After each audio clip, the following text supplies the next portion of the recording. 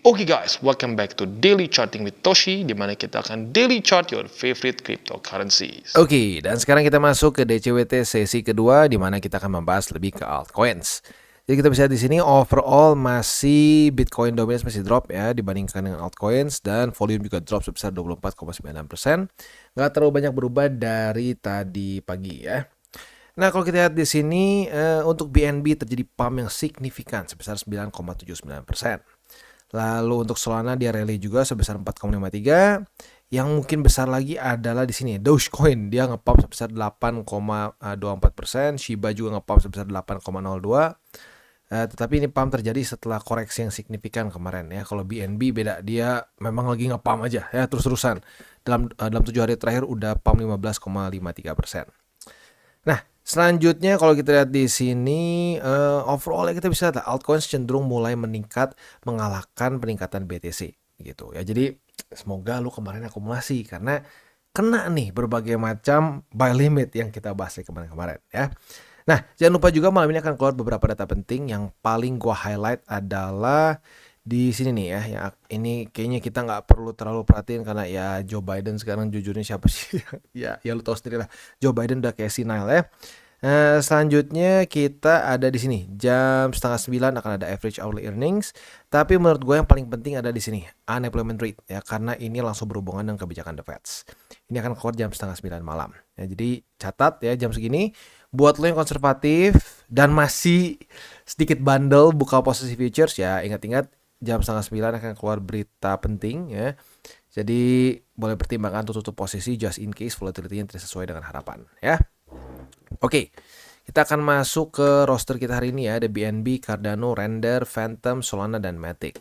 Tapi sebelum kita masuk ke sini, kita akan lihat dulu untuk Bitcoin dominance yang sekarang sedang melemah ya. Nah, jadi kita bisa lihat di sini kemarin itu kan sempat menembus dan membuat suatu higher high yang cukup signifikan. Bahkan sempat mau menembus yang di sini nih. Higher high tertinggi ya, tapi nyaris tembus tapi gagal.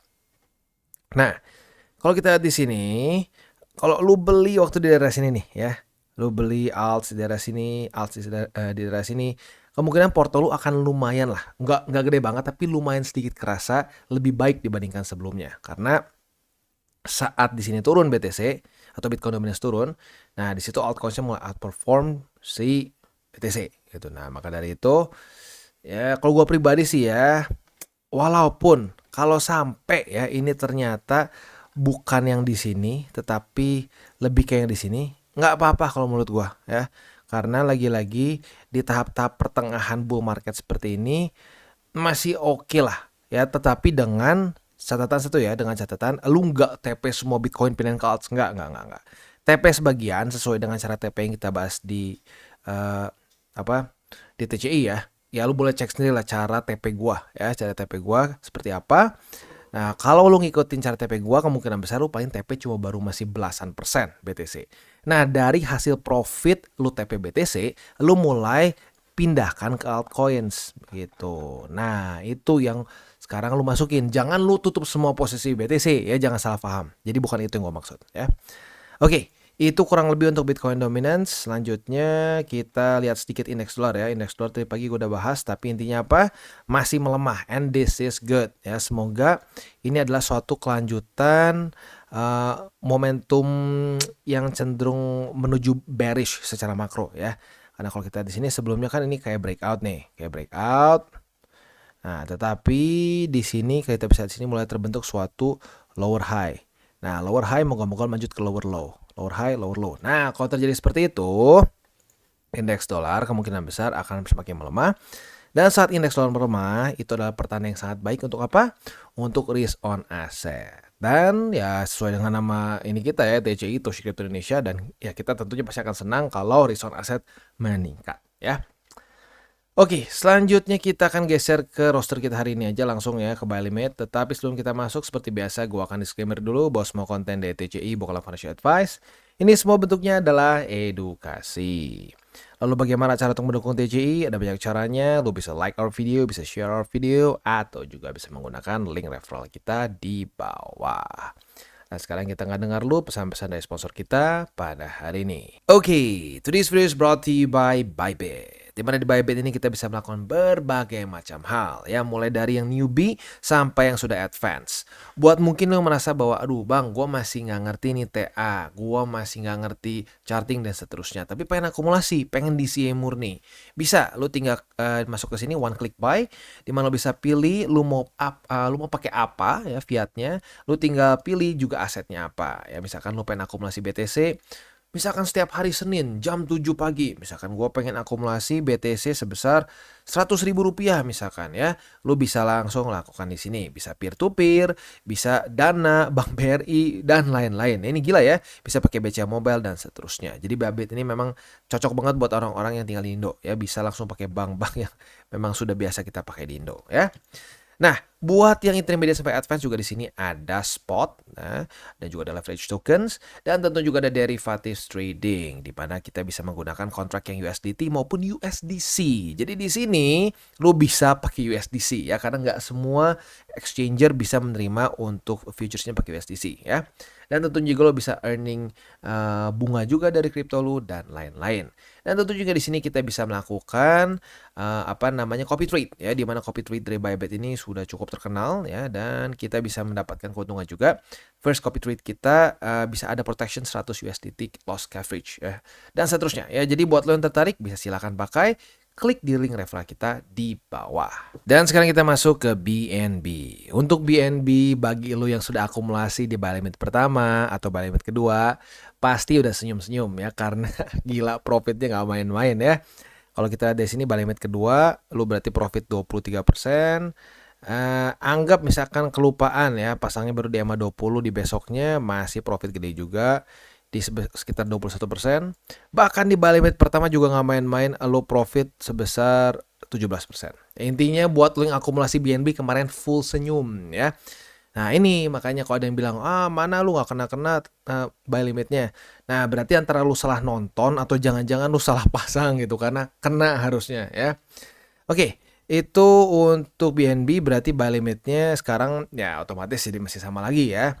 Buy limit pertama di 401,4 dan di EMA 20 sekarang converse-nya, kemarin converse-nya dengan buy limit kedua, sekarang converse-nya dengan buy limit pertama.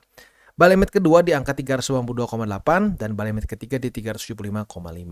Jadi sekali lagi ya, buy limitnya kena. Kalau nggak kena berarti antara lu salah chart atau salah pasang lah ya.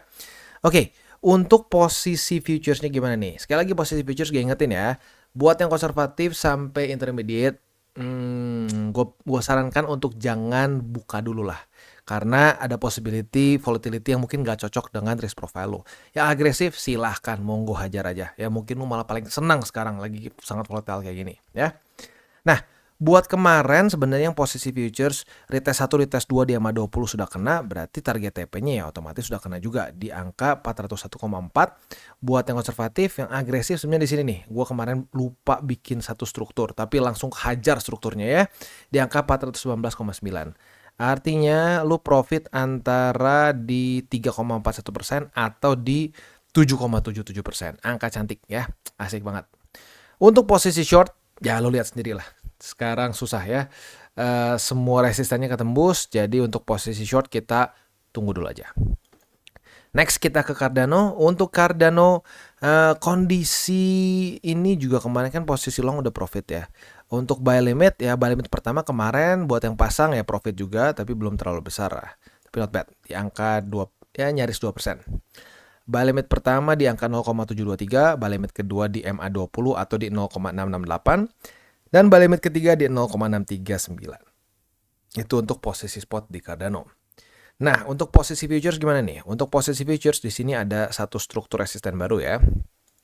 Di angka kurang turun sedikit. Ini deh, di 0,771 ya. Nah, kemarin posisi long kan udah profit di sini nih karena target TP. Lu sudah ngantongin profit dari posisi long itu sebesar 8,37. Kali ini mungkin sedikit lebih kecil setupnya, tapi nggak apa. Retest kemarin itu adalah retest pertama di 0,723 sebagai support. Apabila pada hari ini terjadi retest kedua, nah kita bisa buka posisi long dengan target TP di 0,77125 ya. Itu kurang lebih untuk setup posisi longnya. Untuk posisi short tinggal kita balik saja logikanya. Retest 1, retest 2 di 0,77125. Kita bisa buka posisi short dengan target TP di 0,72369. Itu kurang lebih setup untuk di Cardano ya. Overall very profitable. Next kita geser ke render. Dan untuk render nih ya, ada beberapa yang ngomong, aduh ini gue lupa pasang ini ya. Nah ini si struktur kemarin gue lupa pasang ya. Nah buat kemarin yang ngomong mana nih bang nggak kena rendernya, beli aja deh sekarang. Ya gini, kalau lu paksain beli di sini profit nggak? Ya profit sih. Tapi yang pertama melanggar SOP, dan yang kedua ya lu bandingin deh. Lu paksain beli di sini ya atau di sini gitu ya. Waktu kena resisten, anggaplah di tengah-tengah deh, di sini aja. Lu profit sekarang ya 22%. Tapi kalau lu dengan SOP ngikutin ya, buy limitnya di EMA 20, pasang di 20, ya lu lebih profitable di angka 40%-an. Jadi lagi-lagi kalau gua pribadi, mending ikutin SOP. Beli itu di support, jangan paksain beli di resisten gitu. Bisa profit nggak? Bisa kayak di sini. Tapi yang pertama lebih resiko dan yang kedua lebih profitable beli di support gitu ya. Nah, untuk buy limit jadi ada pergeseran sedikit ya. Buy limit pertama itu jadi di angka 8,035. Buy limit kedua di EMA 20, walaupun bentar lagi akan confluence tapi nggak apa, kita pisahin dulu aja di 7,56. Dan buy limit ketiga di 5,69. Itu untuk posisi spot di render.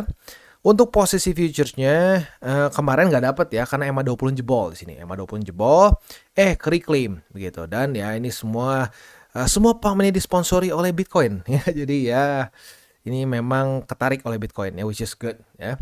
Nah, untuk posisi futuresnya apabila terjadi retest 1, retest 2 di 8,035, kita bisa buka posisi long dengan target TP yang masih pending di sini ya. Sementara untuk posisi shortnya kalau sampai jebol, ternyata bukannya mantul malah jebol di sini, retest 1, retest 2 sebagai resisten. Nah, kita bisa buka posisi short dengan target TP kemungkinan besar nanti di MA50. Next kita masuk ke Phantom. Untuk Phantom ini juga gila sih jujurnya ya. Kemarin-kemarin kayaknya lemah letih, tiba-tiba boom ya nggak main-main. Sehari ngepam 29,76, di sini ngepam lagi 13%, kemarin ngepam 19,33 ya. Jadi lagi-lagi ya kalau ada yang ngerasa jelek nih, yang lain udah ngepam dia belum ngepam, itu kesempatan akumulasi justru. Nah waktunya dia ngepam, lu bingung, aduh kok nggak naik ya. Buat gue yang akumulasi, gue juga tiba-tiba bingung. Wajir, Phantom gue tiba-tiba naik banget nih di portofolio gue. Ternyata ngepamnya nggak main-main. Jadi lagi-lagi berpikirlah jangka panjang. Ya kalau berpikirnya, ini Phantom waktu kemarin jelek nih performanya, belum sampai ke higher high nih, masih nyangkut di sini terus. Tiba-tiba ngepam. Ya. Nah, jadi kurang lebih seperti itu untuk buy limit, berarti ada pergeseran ya. Buy limit pertama di 0,70, buy limit kedua di 0,55, dan buy limit ketiga for now masih di EMA 20 deh, di angka 0,526. Nanti beberapa hari ke depan kemungkinan besar ini udah confluence sama buy limit kedua dan buy limit ketiga digeser ke bawah. Untuk posisi futures di sini sudah terjadi retest 1, retest 2, tetapi harusnya sih kemarin ini kan ada data penting tanggal 6 nih. Kalau buat lo yang konservatif udah tutup posisi.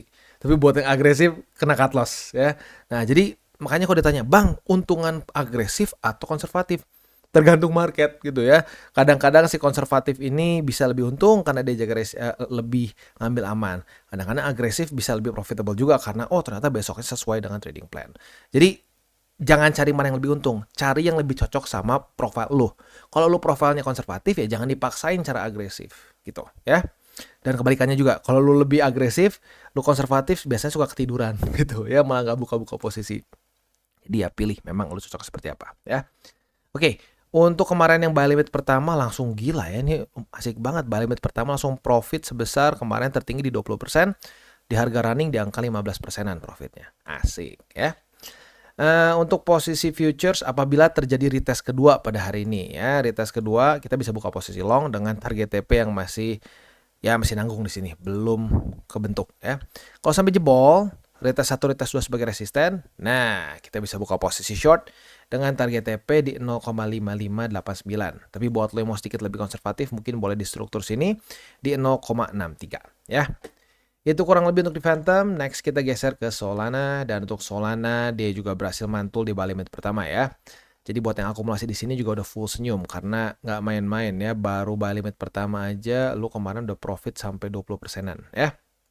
Ya benar-benar the bull market is here ya. buy limit pertama aja profitnya bisa double digit. Jadi buy limit pertama sebenarnya paling asik di sini sih. Buy limit 1, 2, 3 kena semua ya. Buat lo yang sudah pasang itu senyumnya ekstra lebar udah kayak Joker kayaknya ya sampai ke pinggir-pinggir ya. Buat lo yang cuma pasang buy limit pertama ya tetap aja masih profit juga sih. Jadi buy limit ya otomatis masih sama ya karena tidak terjadi jebol ya. Buy limit pertama di 121,68, buy limit kedua di MA20 atau di 117,22 dan buy limit ketiga di 110,10. Itu untuk posisi spot. Posisi futures, posisi longnya langsung kena target TP ya. Target TP-nya kan struktur yang gue bilang masih pending di sini nih. Nah, kemarin masih pending, sekarang udah kebuka ya. Berarti kalau kita di sini kan strukturnya di sini nih tembus, berarti lu profit sebesar berapa persen nih? Waduh, kehapus ya. Strukturnya kehapus. Oke, di sini. Nah, kita lihat profitnya berapa? Profitnya itu 10% ya, not bad at all. Itu untuk posisi long. Posisi shortnya retest 1, retest 2 langsung boncos. Ya, jadi profit 10% tapi di sini kena cut loss juga. Ya, lu nggak bisa menang semua gitu loh. Ya, kalau lu menang semua orang kaya gitu ya. Akhirnya yang menang adalah yang disiplin, bukan yang paling bukan yang paling emosional gitu ya. Harus yang paling disiplin yang menang. Oke, next kita geser ke Matic. Untuk Matic juga buy limit pertama kena, buy limit kedua kena, yang cuma nggak kena itu buy limit ketiga di tanggal 6 Maret. Tapi tanggal 5 full kena semua ya. Jadi sama kondisinya kayak Solana nih. Kalau lu ngikutin DCWT, buy limit 1, 2, 3-nya lu pasang semua, ya full senyum ya. Kalau dari buy limit ketiga itu ke sekarang tuh berarti lu profit 22,29% ya. Jadi untuk posisi spot masih sama persis karena bukan tidak ada perubahan tapi ya karena dia naik lagi ya berarti buy limit pertamanya kembali di 1,041, buy limit kedua di 1,015 dan buy limit ketiga di 0,95. Untuk posisi futuresnya kemarin di MA20 ya, atau bukan di MA20, sorry, tepatnya itu di 1,015. Retest 1, retest 2, target TP di sini ya di higher high yang kemarin, gue sampai lupa bikin higher high-nya. Oke, di sini ya. Retest 1, retest 2 berarti lu sudah profit dalam sehari ya. Gila, dalam sehari profitnya langsung 12%-an. Not bad, not bad. Untuk posisi shortnya, untungnya belum ada setup kemarin. Retest pertama langsung jebol, jadi aman. Posisi shortnya nggak kena cut loss ya. Oke, jadi kurang lebih seperti itu setupnya untuk hari ini ya. Overall sih very profitable. Yang nggak tahu nih, lu ngikutinnya gimana? Kalau ngikutin yang kita bahas dari kemarin-kemarin sih profitable. Paling kena cut loss dikit di Solana. Sisanya, ketutup banget lah cut loss kayak di Solana ya. Jadi lagi-lagi, ya kalau sampai ada yang bilang, mana nih buy limit lu nggak kena-kena. Mungkin lu salah chart gitu ya. Atau lu mungkin salah pasang gitu ya. Lu malah pasang di pair lain. Gue nggak ngerti lah ya. Tapi intinya buat lu ngikutin, congratulations. Lu profit sih rata-rata udah double digit sekarang. Tapi gue ingetin sekali lagi buat yang konservatif sampai intermediate, lebih baik jangan terlalu fokus lu di futures karena lagi volatile. Ya ini volatilenya asik kebetulan, profitable. Gue pribadi belum sentuh lagi lo futures ya. Kemarin ini bilang, rungkat lo ya. Enggak, justru gue profitable banget. Karena sejak Bitcoin itu kemarin udah lewat dari masa-masa ini nih. Nah, mulai begini nih. Udah mulai ngepamnya aneh begini, gue udah kayaknya futures gue stop dulu deh. Ya, dan ternyata kalau gue pribadi ya, merasa pas. Gue jadi fokusnya lebih ke spot, dan ternyata lu fokus ke spot di alts, full senyum ya. Jadi, sekali lagi gue ingatkan, buat lu yang konservatif sampai intermediate, kalau lu merasa, ini kok kayak volatile banget ya. Nah, ya memang ini jujur volatile banget. Jadi buat lu yang cenderung konservatif sampai intermediate, lebih baik fokus ke akumulasi spot jangka panjang dulu. Buat lu yang agresif ya memang sudah biasa melihat volatility di cryptocurrency market dan nyaman-nyaman saja, monggo buka posisi futures. Jadi gue balikin lagi semuanya ke lu karena gue yakin lu semua sudah dewasa ya. Tapi apapun itu, mau agresif, konservatif sampai intermediate, lu harus semua mengikuti 3 aturan ini. Yang pertama, jangan pakai uang panas, itu haram. Yang kedua, jangan over leverage ya. Lu boleh agresif buka posisi futures, tapi jangan sampai posisi futures ini ngancurin semua portofolio lu. Dan yang ketiga, berpikirlah jangka panjang ya. Jangan dikasih target-target yang aneh. Gue sejam pengen profit 1%. Kalau nggak 1%, pokoknya gue harus cari dimanapun marketnya. Nah, yang kayak begitu tuh, itu alamat liquid ya. Itu alamat liquid. Jadi kurang lebih seperti itu. Please stay safe. volatility ini bisa jadi teman lo, dan di waktu bersamaan bisa jadi musuh lo juga. Oke guys, jadi itu adalah akhir dari segmen DCWT kita pada hari ini. Dan jangan lupa bagi kalian yang merasakan manfaat dari segmen ini, jangan lupa untuk share ke teman-teman kalian. Dan apabila lu pengen mensupport channel kita, ya TCI, jangan lupa untuk menggunakan link referral kita di bawah. Nggak wajib, ya, tetapi apabila lu menggunakan link referral kita di bawah, ada macam-macam, ya, dari Bybit, Huobi, Maxi, toko kripto, dan banyak lagi, ya. Ya, walaupun nggak wajib, tapi kalau menggunakan link referral kita, lu secara langsung membantu perkembangan dari TCI. Dan satu lagi, jangan lupa juga untuk join Telegram group kita, di mana kita bisa ngobrol-ngobrol santai mengenai dunia cryptocurrency secara dua arah. So, jangan lupa untuk like, subscribe, click the bell icon, and see you on the next video.